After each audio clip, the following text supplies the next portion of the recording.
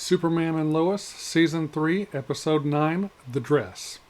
This episode starts out 17 years before the events of the current season. Lois and Clark still work together at the Daily Planet in Metropolis, and Lois is just finding out she got nominated for a Meddy Award for journalistic excellence for the story she wrote on Henry Miller. The scene transitions to Lois and Clark in present day at the doctor's office with her oncologist, and the doctor tells her that her recent scans look good and one more round of chemo is needed, then they will move into the next steps. Jonathan is still upset with Jordan about what happened, and they both decide to keep it quiet since their parents have a lot going on right now. Lois, Clark, and the boys gather up piles of gently used clothes for the clothing drive that Lana is having. Lois asks Jonathan if he's going to the firehouse, and Jonathan tells them not this weekend. Both Lois and Clark look at Jordan and ask him what that was all about, and Jordan says that he doesn't know and walks away. John Henry Irons and Natalie go to the mayor's office to bring donated clothes for the clothing drive, and Natalie and Sarah talk about what happened, and so do Lana and John, and they wonder why Mannheim is not in prison, and John tells her because he has really good lawyers. John Henry Irons then gets a call from the DOD saying that Mannheim wants to speak. At the DOD, Sam Lane, John Henry Irons, and Superman discuss how to proceed. John Henry Irons decides to speak to Mannheim alone, which Superman thinks is a mistake. During the conversation with Mannheim and his lawyer, Irons tells him to give back all the stuff he stole, including all of Superman's blood, ex-kryptonite, and the body of the Bizarro Superman. Then he will be allowed to see his wife. Back at the farmhouse, Lois is going through her clothes, pulling out things she doesn't wear anymore, and she comes upon a red sparkly dress.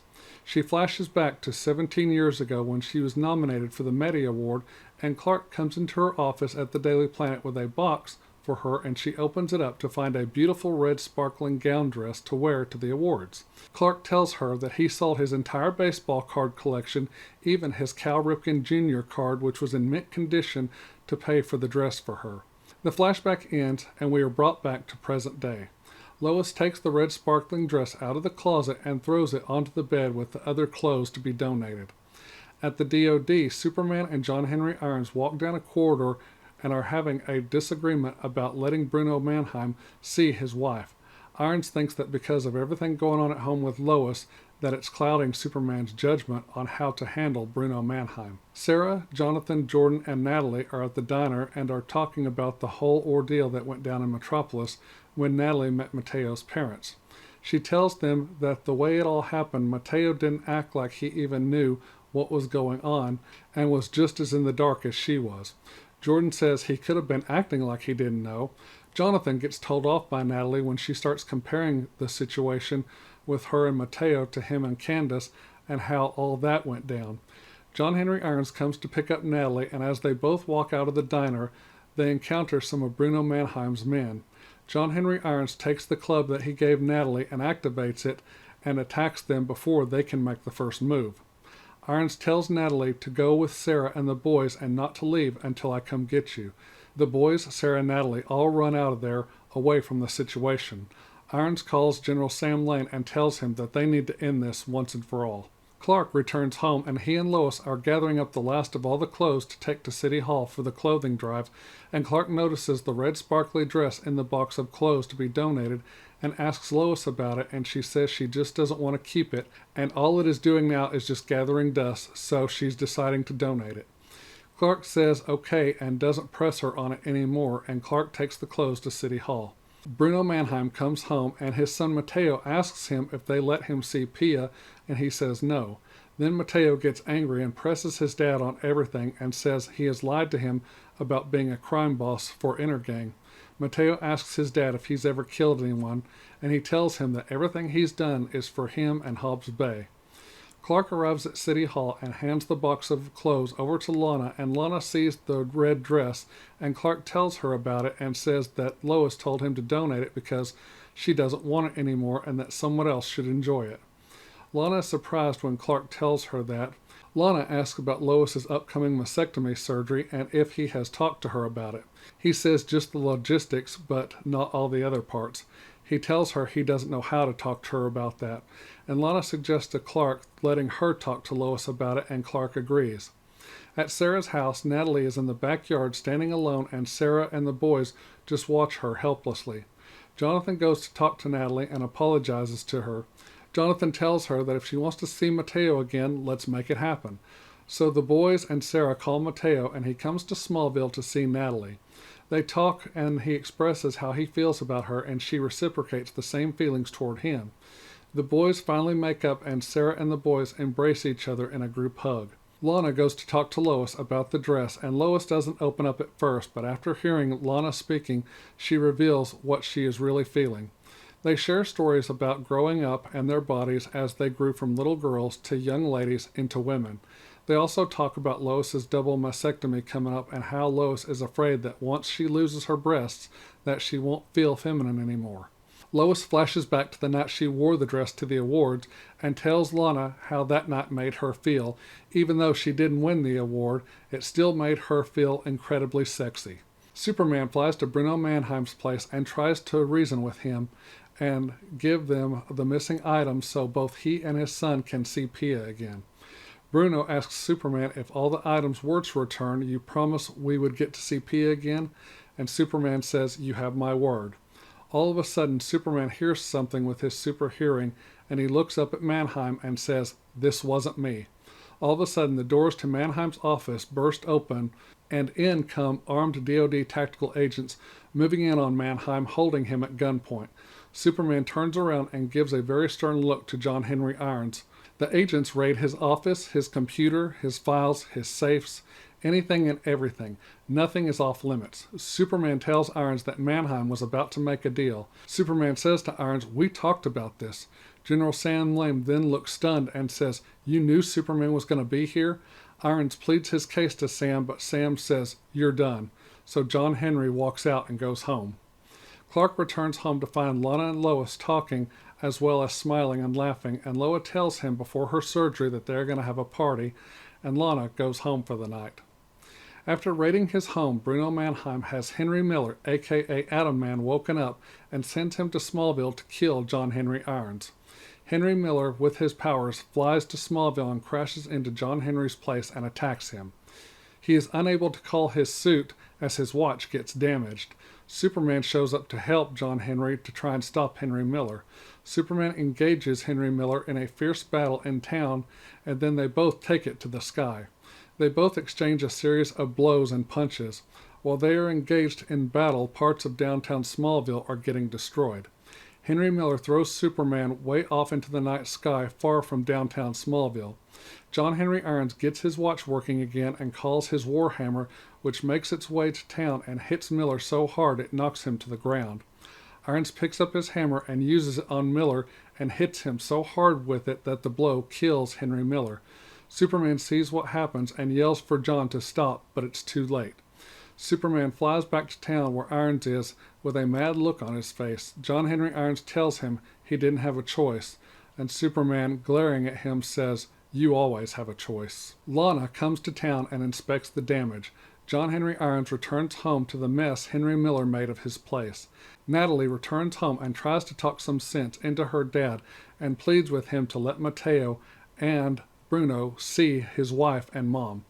Mateo returns home and his dad confronts him because he knows he went to see Natalie. Mateo gets angry with him because of what his dad did, and now the DoD won't let them see Pia and that she will die all alone. Bruno shows Mateo the underground lair, and Mateo sees the body of the Bizarro Superman there. Bruno tells Mateo he found the cure for his mom's cancer. Clark returns home from the battle with Henry Miller. Clark gets dressed up in a nice suit and Lois puts on the red sparkling dress, and they both share a romantic evening together, flying and dancing in the sky.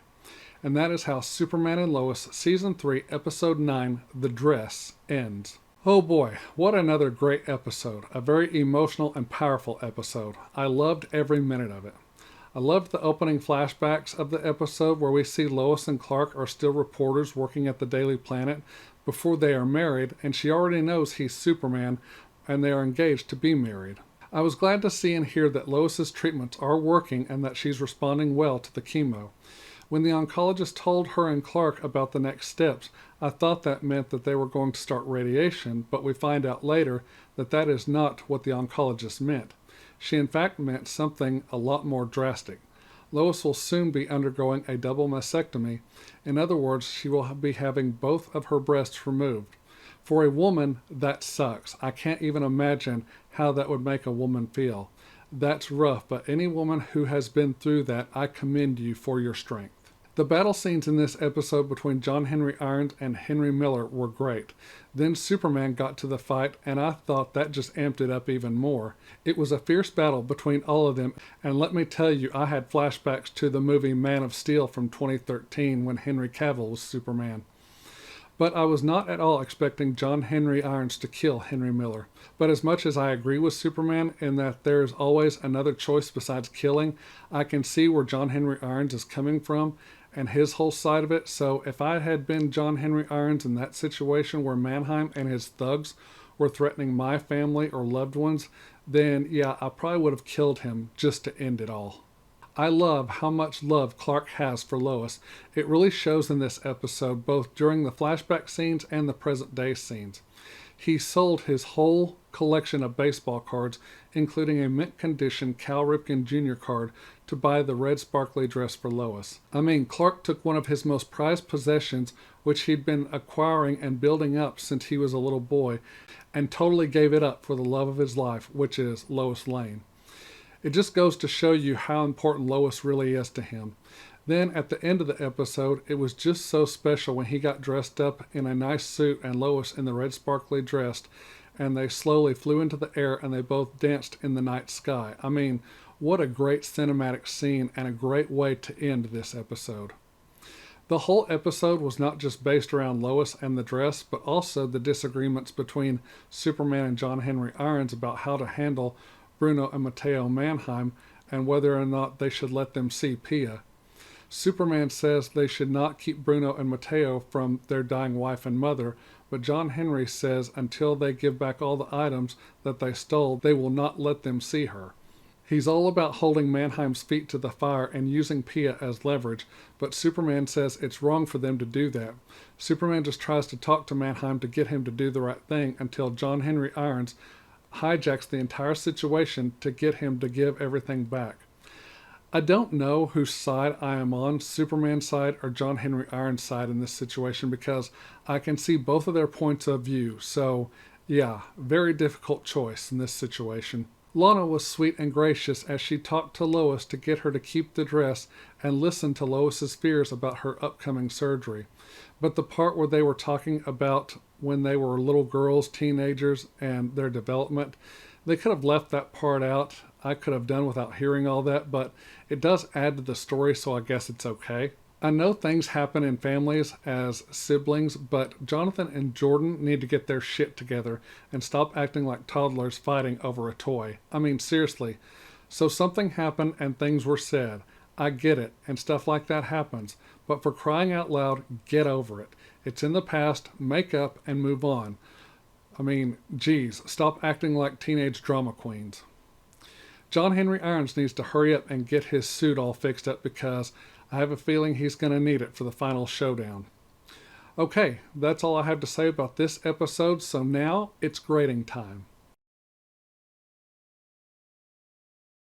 I'm going to give Superman and Lois Season 3, Episode 9, The Dress, a high-flying A+.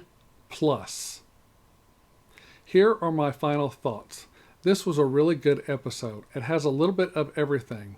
Humor, heart, emotion, action, mystery, and so on.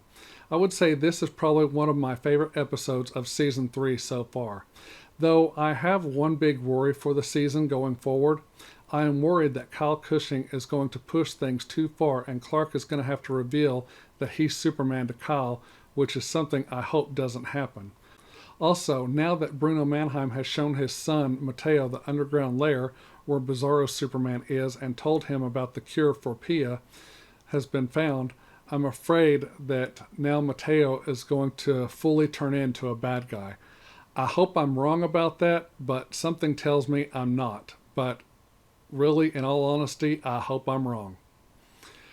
Okay, that's it for this video. Thank you all so much for watching. I'm going to say good night. God bless. I love all of you, and I will see you all in the next video. Bye-bye.